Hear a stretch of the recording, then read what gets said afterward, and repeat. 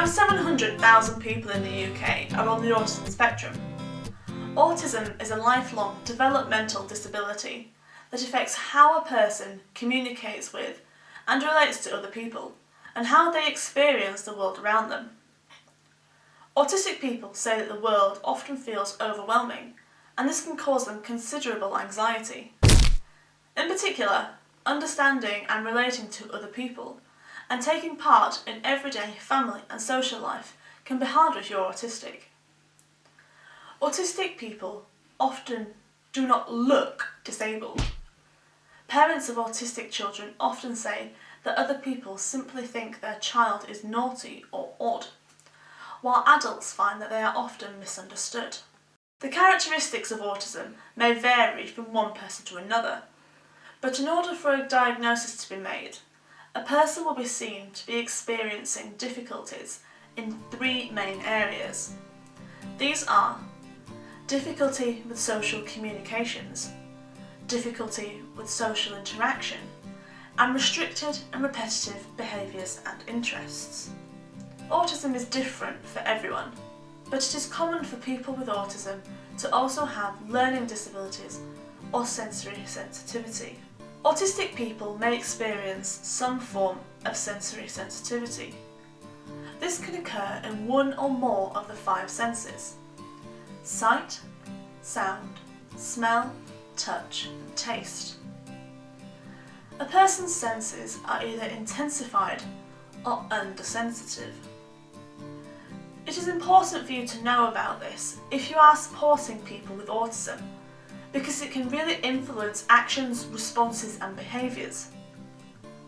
For example, an autistic person may find certain background sounds, which other people can ignore or block out, unbearably loud or distracting. This can cause considerable anxieties, challenging behaviours, or even physical pain. People who are hyposensitive may not feel pain or extremes of temperatures. Some may rock, spin, or flap their arms to stimulate sensation, to help with balance and posture, or deal with stress. People with sensory sensitivity may also find it harder to use their body awareness system. This system tells us where our bodies are, so for those with reduced body awareness, it can be harder to navigate rooms, avoiding obstructions, or stand at an appropriate distance from another person, and carry out fine motor skills, such as tying a shoelace. This video aims to show you, the viewer, how a person with sensory sensitivity views the world, what a sensory breakdown feels like, and how we can make small changes to help our clients with sensory impairments. I have chosen three very common scenarios to show you. Firstly is a sense of taste. This clip shows you a person who is oversensitive to taste.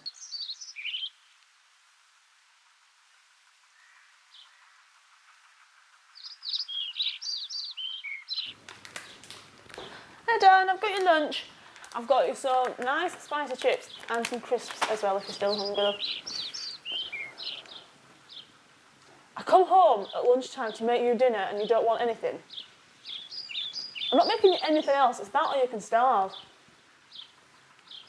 Fine. Some autistic people may limit themselves to bland foods, such as mashed potato or ice cream. On the other hand, they may crave very strong, spicy foods, or even non-edible items, such as stones, metals, or feces. Individuals may come across as fussy eaters, because they refuse to eat a variety of foods. This can be especially difficult with young children, as parents may be unaware if their child is experiencing sensory sensitivity, or what is called a fussy eater.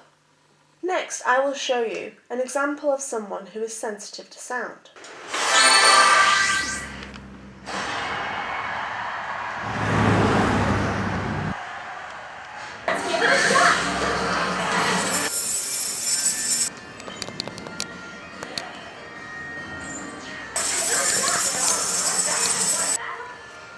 Is there anything you want to do this weekend?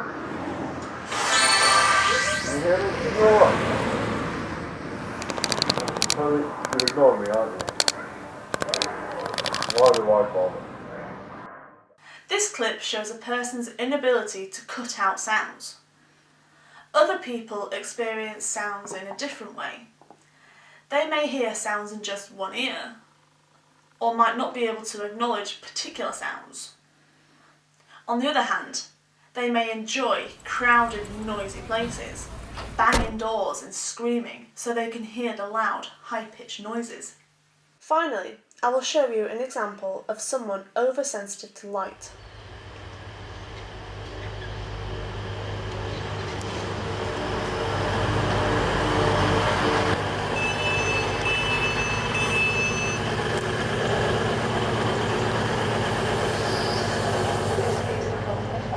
The next stop will be platform number.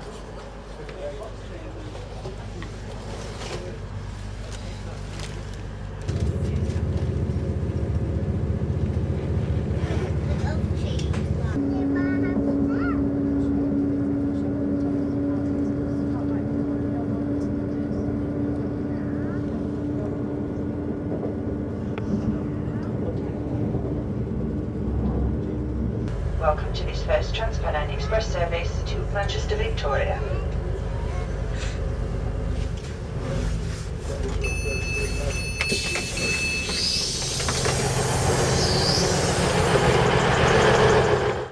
This is an example of distorted vision. The person's eyes cannot focus, and the bright lights appear to jump around. It can look so bright that it can hurt the person's eyes. This can be especially difficult when someone is trying to go to sleep because they can see the smallest amount of light, such as a standby light on a TV. On the other hand, a person who is undersensitive to light may see objects as quite dark or lose some of their features.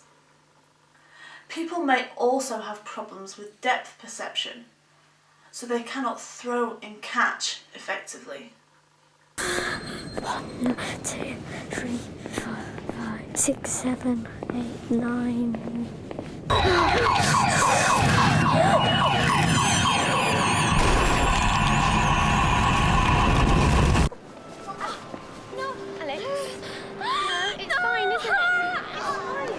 I'm not naughty. I'm autistic. This short clip is from a video made by the National Autistic Society showing what a sensory breakdown looks like in the community. A person who struggles to deal with everyday sensory information can experience a sensory overload or information overload. Sensory overload happens when there is too much information coming in at once, and this is overwhelming for the individual. It can be really difficult to cope with. The brain might not be able to filter out anything that's irrelevant, such as background noise, wallpaper, or the feel of clothes on your skin. This means they have to try and process everything at once, rather than just what seems relevant at the time. It is described as having no sieve in your brain to help select the relevant information. People deal with sensory overload differently. People may display sudden outbursts or distressing self-injury behaviour. Some may tire very easily, others may be physically sick. It is better to prevent a sensory overload than it is to deal with the outcome. So let's go back to the first example and see how we could change things slightly to make it easier and reduce the chances of a sensory breakdown.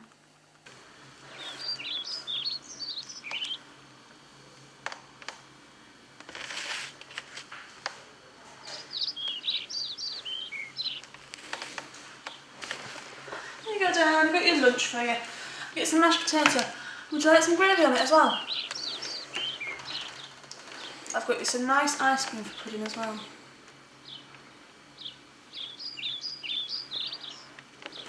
Got some plain ice cream. As long as someone has some dietary variety and are getting the nutrition they need, a limited diet isn't necessarily a problem. Bear in mind that there are simple things that you can do to make foods more suitable. For example, shredding or blending food rather than cutting it up into hard pieces. Adding gravy to food or sauces, or even having food separate on a plate can make a huge difference. Now let's go back to sound.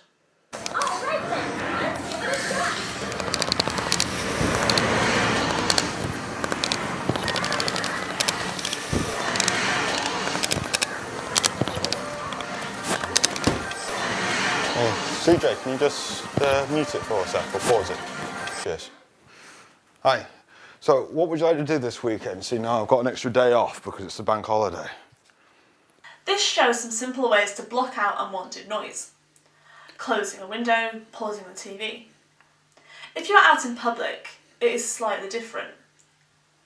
People may want to have headphones on with music playing, or have earplugs in. These are all effective ways of helping someone who is oversensitive to sound. On the other hand, if someone is undersensitive to sound, visual supports can help a person stay focused and understand what they are doing. And finally, sight.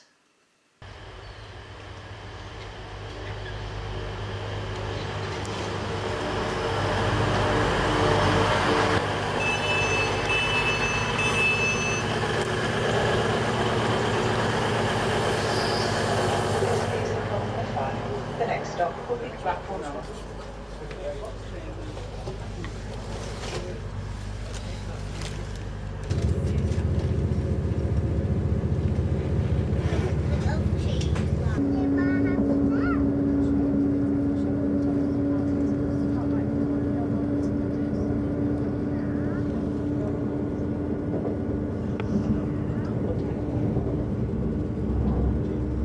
Welcome to this first Transpennine Express service to Manchester, Victoria.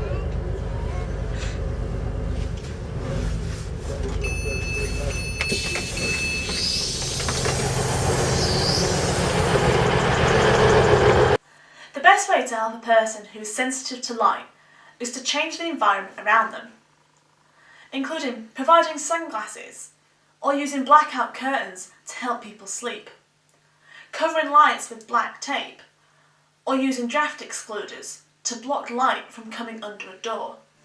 Other senses to be considered are smell and touch. If someone is oversensitive to smell, things such as perfumes and air fresheners can be overpowering. It is better to use unscented shampoos and air fresheners. A person who is oversensitive to touch may feel uncomfortable when wearing clothes or during any physical contact, such as holding hands. On the other hand, a person who is undersensitive may have a high pain threshold or self-harm. Things to help include weighted blankets or items of different textures, such as sand or cornflour. By making ourselves aware of these sensory impairments, we can make slight changes to our own behaviours to improve the relationships between clients and carers. If everyone works collaboratively, we can reduce the chance of somebody experiencing a sensory breakdown, thus making our clients' day-to-day lives easier. This video aimed to show you how an individual with sensory impairments views the world and what we can do to help. More information is available on this topic from the National Autistic Society website. Thank you for watching.